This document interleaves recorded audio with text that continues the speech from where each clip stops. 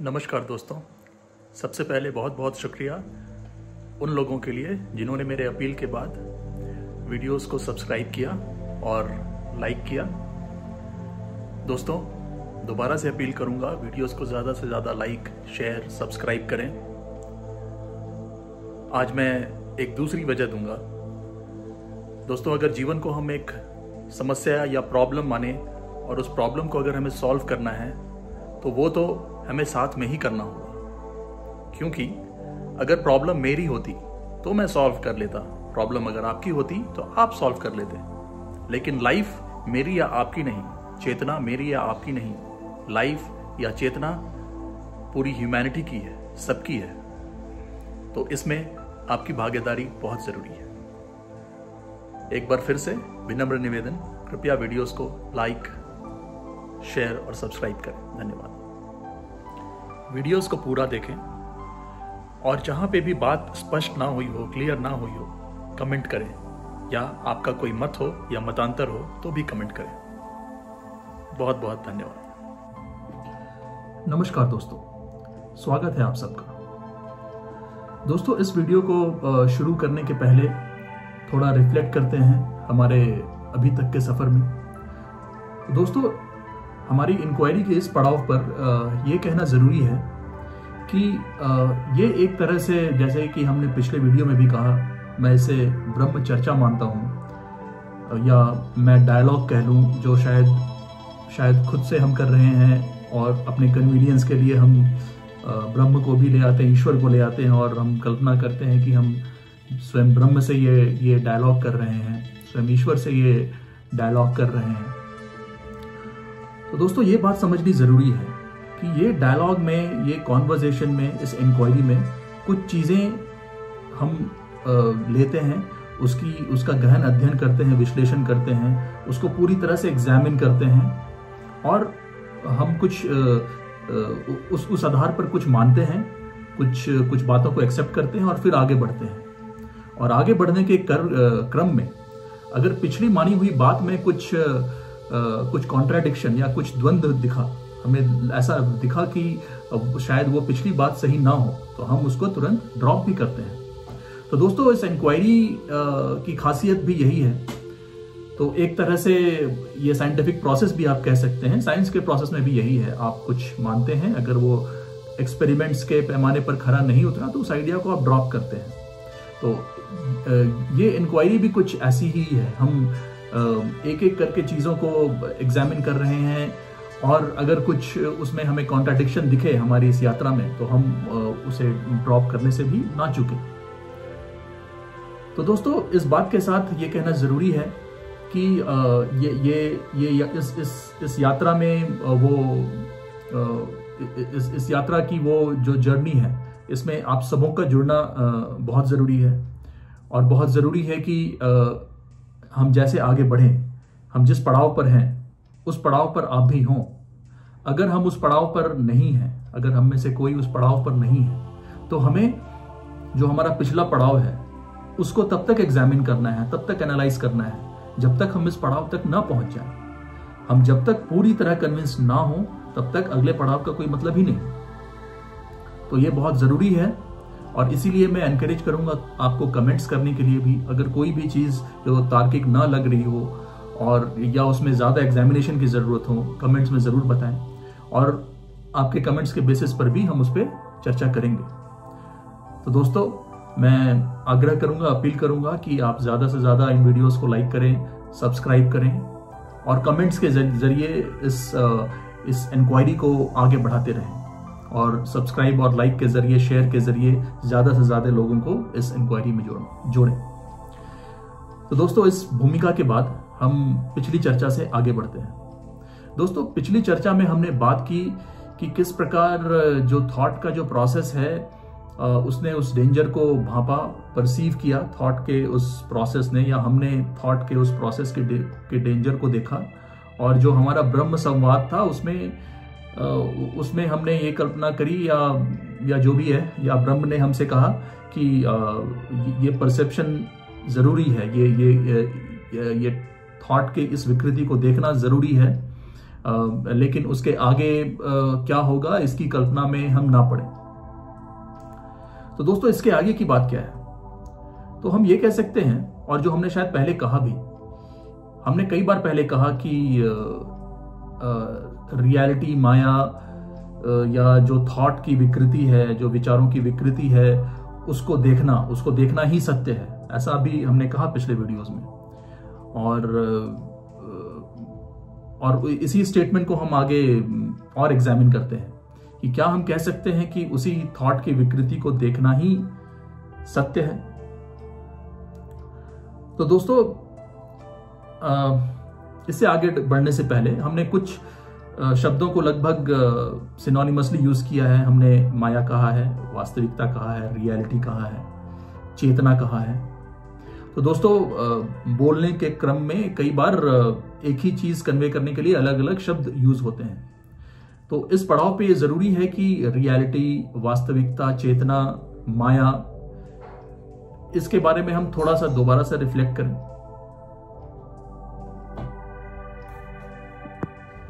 चेतना के बारे में हमने कहा कि anything that thought reflects upon, जो भी चीज के बारे में विचार सोचता है, हम सोचते हैं, वो सारा चेतना का हिस्सा बन जाता है। और ये विचार कोई एक लाइफ टाइम की बात नहीं, ये कलेक्टिव कॉन्शियसनेस, ये कलेक्टिव थॉट या कलेक्टिव मेमोरी है पूरे ह्यूमन रेस की। और दोस्तों इंक्वायरी के इस पड़ाव पर एक चीज को क्लियर करना जरूरी है। हमने अपने चेतना या कॉन्शियसनेस के वीडियो में कहा था कि ये जो सोच विचार हैं, इनमें तार्किकता भी हो सकती है, इनमें विकृति भी हो सकती है। और जो स्थूल चीजें हैं, जो प्राकृतिक चीजें हैं, जैसे हमारा शरीर हुआ, पेड़ पौधे हुए, पर्वत हुए, ये सारी वास्तविकता है। इनके बारे में हम सोचते हैं। हमारी सोच तार्किक हो सकते हैं, अतार्किक भी हो सकते हैं। तो हमने कहा था वो भी वास्तविकता है। हमारा सोच भी भले ही वो अतार्किक हो, विकृत हो, या वो सही हो, सेन हो, रैशनल हो, वो सब हमने वास्तविकता कहा था। तो उस पड़ाव के लिए, इंक्वायरी के उस पड़ाव पर शायद वो बात अपनी जगह थी, लेकिन इंक्वायरी के इस पड़ाव पर इस बात को, इस सोच विचार को, इस वास्तविकता से अलग देखना जरूरी है। हमारे सोचने के पहले या हमारे इवोल्यूशन के पहले भी पेड़ पौधे थे, पर्वत थे, पृथ्वी थी। तो ऐसा नहीं है कि हमने इनके बारे में सोचा इसीलिए ये अस्तित्व में आए।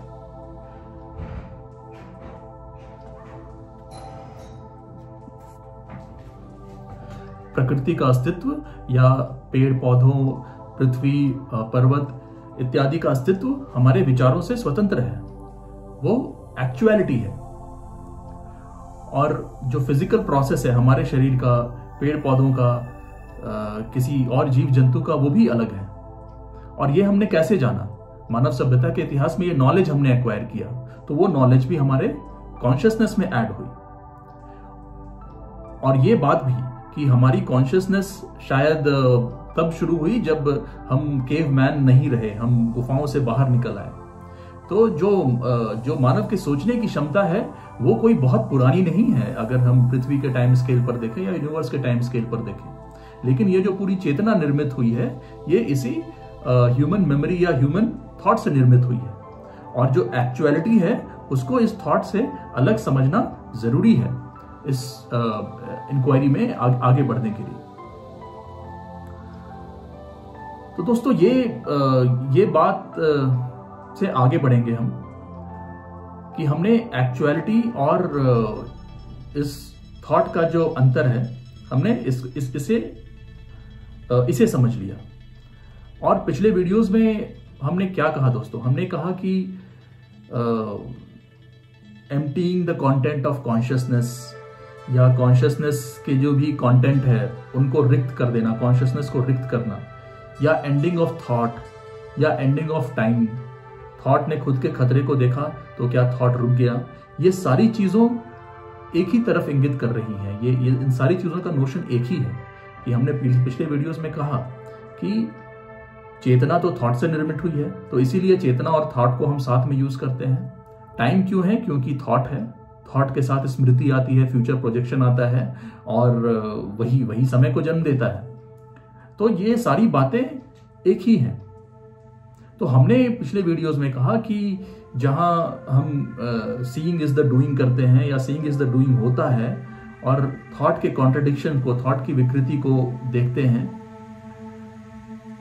तो फिर एंडिंग ऑफ थॉट या एंडिंग ऑफ टाइम होता है और शायद हमने कहा कि वही सत्य है। तो दोस्तों उस बात को हम दोबारा से यहां एग्जामिन करते हैं कि क्या हम कह सकते हैं कि एंडिंग ऑफ थॉट ही सत्य है। तो हम अपने ब्रह्म संवाद में वापस जाते हैं। तो पिछले संवाद में हमें कहा गया कि हम इस विकृति को देखें, थॉट की इस विकृति को देखें, थॉट अपनी विकृति को देखें और उसके बाद हम कोई और कल्पना ना बनाएं, कोई और धारणा ना बनाएं। तो फिर हमारे अंदर यह सवाल उठता है कि क्या वही सत्य है जो हमने पिछले वीडियो में कहा कि जो एंडिंग ऑफ थॉट है, एंडिंग ऑफ थॉट हुआ तो जो चेतना के जो भी कंटेंट है वो भी रिक्त हो गए। तो क्या वही सत्य नहीं? तो ये सवाल हम ब्रह्म से करते हैं। तो ब्रह्म हमें कहते हैं कि इससे पहले कि हम ये सवाल करें, हमें ये देखना चाहिए कि थॉट कैसे एंड हुआ। क्या हमने थॉट को एंड किया या हमने कोई मेडिटेशन प्रैक्टिस फॉलो किया? क्या थॉट ने खुद को एंड किया? तो दोस्तों पिछले वीडियो तक हमने क्या कहा था? हमने कहा था कि थॉट के इस खतरे को, विकृति के इस खतरे को हम देखते हैं, उसका परसेप्शन करते हैं, लेकिन उसके आगे हम कुछ सोचते नहीं, कुछ अवधारणा नहीं बनाते। तो यहां पर हम उसके आगे शायद ये सोच रहे हैं कि थॉट जब अपने खतरे को देख लेगा तो क्या थॉट खुद को सस्पेंड नहीं कर लेगा? क्या थॉट खुद को विराम नहीं दे देगा? और अगर वो विराम दे देगा तो क्या वही सत्य नहीं? तो इसी पे ब्रह्म हमसे कहते हैं कि इस थॉट का एंड कैसे हुआ, इस पे हम थोड़ा विश्लेषण करें। तो जैसा कि हमने कहा कि क्या हमने एंड किया, क्या थॉट ने एंड किया, क्या थॉट ने खुद को एंड किया, या हमने किसी मेडिटेशन प्रैक्टिस को फॉलो किया? हम इसके बारे में सोचते हैं तो जो हमारी अवधारणा शुरू से रही है और जो शायद हम बातें भी कर रहे हैं इस वीडियोस में कि शायद क्या ये ब्रह्म का एक्शन नहीं है? क्या ये ब्रह्म की वो करुणा नहीं है जो करुणा इस भ्रम का, इस माया का नाश करती है? तो इस पे ब्रह्म ने कहा कि ये इंक्वायरी में हम पहले भी गए कि ब्रह्म ऐसा क्यों करे, क्योंकि ब्रह्म और माया का, सत्य और असत्य का तो कोई रिलेशन ही नहीं। तो ब्रह्म ऐसा क्यों करे? और दूसरी बात, जो ब्रह्म का एक्शन है वो तो उसमें कोई मोटिव तो नहीं हो सकता, उसमें कोई इच्छा तो नहीं हो सकती, क्योंकि ये सारी अपूर्णता को इंगित करेंगे। और एक बात कि हमने हमेशा कहा और हमने तार्किकता से इस बात को स्वीकारा भी कि ब्रह्म का एक्शन फ्रैगमेंटरी नहीं हो सकता, वो तो पूर्ण ही होगा। और अगर पूर्ण होगा तो वो टाइम में नहीं हो सकता। और अगर ब्रह्म का एक्शन टाइम में नहीं है तो उसमें कोई मेमोरी भी नहीं है, उसमें कोई स्मृति नहीं है। तो दोस्तों इस बात को थोड़ा गौर से समझने के लिए कि हम कोई भी अपने रोजमर्रा के काम करते हैं तो उसमें हमें स्मृति की जरूरत पड़ती है। हमें हमारा काम याद है, हमें स्मरण है हमें क्या करना है, तो उसी स्मृति के बेसिस पर हम आगे काम करते हैं। और इसी से ये समय का बोध उत्पन्न होता है कि हमारी पुरानी स्मृतियां हैं और उस स्मृतियों के आधार पर हम कुछ एक्शन कर रहे हैं, तो समय का बोध वहीं उत्पन्न होता है। तो ये तो हमने तार्किकता से समझा है कि जो ब्रह्म का एक्शन है उसमें तो टाइम नहीं हो सकता, उसमें तो स्मृति नहीं हो सकती। तो फिर ये ब्रह्म का एक्शन कैसे हुआ? सबसे पहले तो जो ब्रह्म है उसका, वो ऐसा क्यों करे, उसी का कोई तार्किक जवाब हमें नहीं मिल रहा कि जब उसका कोई रिलेशन नहीं तो वो ऐसा क्यों करे। और दूसरी बात है कि वो तो इंस्टेंटेनियस एक्शन होगा, पूर्ण एक्शन होगा, उसी क्षण में होगा, उसमें कोई स्मृति नहीं होगी। लेकिन हम जब ये चीज देख पा रहे हैं, हम जब ये परसेप्शन कर रहे हैं तो ये तो हमारी मेमोरी में आ रहा है, तभी तो हम इसके आगे की इंक्वायरी कर पा रहे हैं, क्योंकि वो हमारी मेमोरी में आया। तो यहां पर हम सवाल करते हैं और यहां पर हम वो डिस्टिंक्शन लाते हैं एक्चुअलिटी और कॉन्शियसनेस या थॉट का। तो हमारे मन में यह सवाल आता है कि जैसे हमने चेतना को इंक्वायर किया, हमने कहा कि पेड़ एक एक्चुअलिटी है, हमारी चेतना के निर्माण के पहले भी पेड़ थे, पौधे थे, तो उसी तरह ये बात तो बहुत ही स्पष्ट होनी चाहिए कि हमारी चेतना के निर्माण के पहले ब्रह्म थे, सत्य थे। तो शायद हमारी इस इंक्वायरी के प्रोसेस से क्या हमने सत्य को एक्चुअल बना दिया, जैसे पेड़ पौधे एक्चुअल हैं, जैसे पर्वत एक्चुअल हैं, क्या हमने सत्य को एक्चुअल बना दिया? तो दोस्तों, यहां पे ये काम मैं तो नहीं कर सकता, ये हम तो नहीं कर सकते, क्योंकि जैसे ही हमने मैंने एक्चुअलाइज कर दिया, ये तो बात ही अपने आप में गलत है, क्योंकि वहां पे अहम का बोध है। तो हम ये कहते हैं कि शायद यही ब्रह्म का एक्शन है, शायद यही ट्रूथ का एक्शन है, जो हमने पहले भी कहा कि ब्रह्म ने अहम का नाश किया और ब्रह्म हमारे चेतना और अवचेतन का हिस्सा बन गया, हमारी एक्चुअलिटी में आ गया।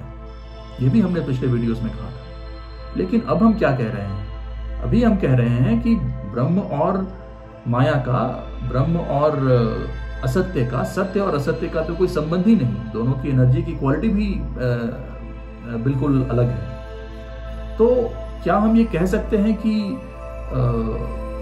ये एंडिंग ऑफ थॉट ही ब्रह्म है?